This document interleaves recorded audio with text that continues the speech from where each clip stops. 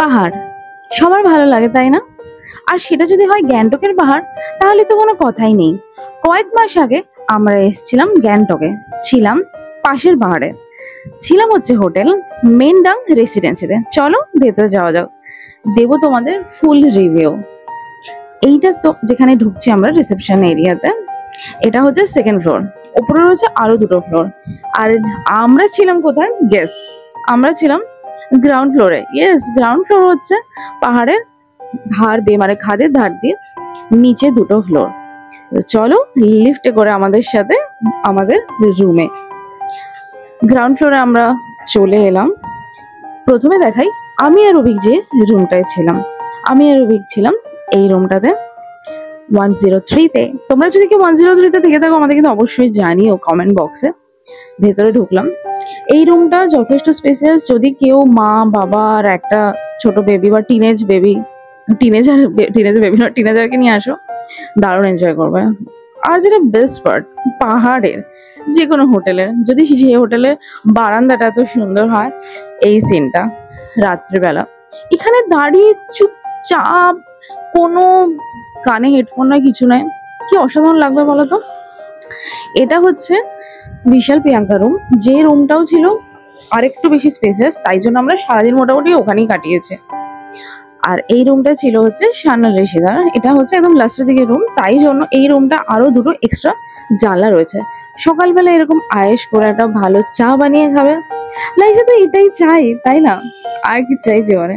চলো যাওয়া যাক এবার রিসেপশন এরিয়াতে। এখানে তোমরা ওয়েট করতে পারবে যতক্ষণ না তোমাদের চেক ইন প্রসিডিওর কমপ্লিট হচ্ছে, বা তোমাদের যতক্ষণ না গাড়ি আসছে ততক্ষণ তোমরা লাগেজ রেখে ওয়েট করতে পারবে।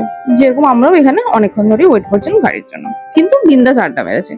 এটা হচ্ছে ডাইনিং এরিয়া, এখন খালি, কারণ লাঞ্চ আর ডিনারে কিন্তু ওখানে শুরু হয়েছে সুন্দর বুফের ব্যবস্থা। দেখতেই পাচ্ছ তোমরা, এখানে বুফেতে আমরা 6 জন লাইনে দাঁড়িয়ে পড়েছি, না ওরা 5 জন দাঁড়িয়েছে। আর আমি নিয়ে এলাম ফ্রাইড রাইস, চিকেন কষা, আলুদম, আরো একটা দুটো মেনু ছিল, কিন্তু আমি ঠিক অত প্রচুর মেনু সবসময় ট্রাই করতে পারি না। এখানে আমি আমার ডিনার এনজয় করছি। আমরা এই হোটেলটায় 2 দিন ছিলাম, 2 দিনের খাওয়া দাওয়ারই আমার যথেষ্ট ভালো লেগেছে। মানে খুব স্পাইসি নয়, আবার একদম যে খুব সিম্পল ঘরোয়া বাড়ির খাবার অতটাও নয়, একদম ঠিকঠাক একটা ব্যালেন্স মিল তোমরা সবসময় পেয়ে যাবে।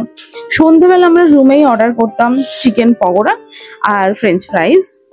ওদের সন্ধ্যেবেলা স্ন্যাক্সের রান্না বান্নাও বেশ ভালো ছিল, ওরা রুমেই সার্ভ করে দিত, কোনো ব্যাপার না। আমরা চলে এসেছি আবার আরেকটা লাঞ্চের টাইমে। এখানে নিয়ে নিচ্ছি আমরা ভাত, ডাল, ঝুরি ঝুরি করা আলু ভাজা, বাঙালি আলু ভাজা। এই জিনিসটা তো আমার দারুণ না। এখানে সকালবেলা একটা ব্রেকফাস্টের সিন তোমরা দেখতে পাচ্ছ। আমরা অর্ডার করেছিলাম পোহা। বিশালকেই আমরা ফার্স্টে বললাম ভাই পোহাটা ট্রাই করে আমাদের ফিডব্যাক দেয়, তো ও বললো ইটস গুড, ইটস গুড।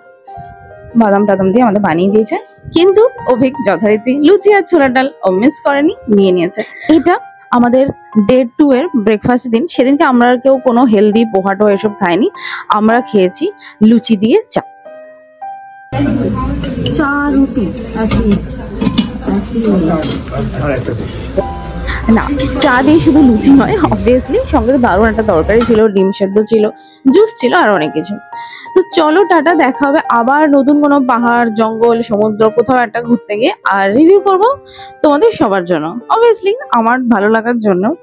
তো এই হোটেলটা তো আমাদের দুর্দান্ত লেগেছিল, 6 জনেরই এই হোটেলটা থেকে ফিরে আসার সময় বেশ মন খারাপ করছিল। চলো টাটা, দেখা হবে নেক্সট ব্লগে।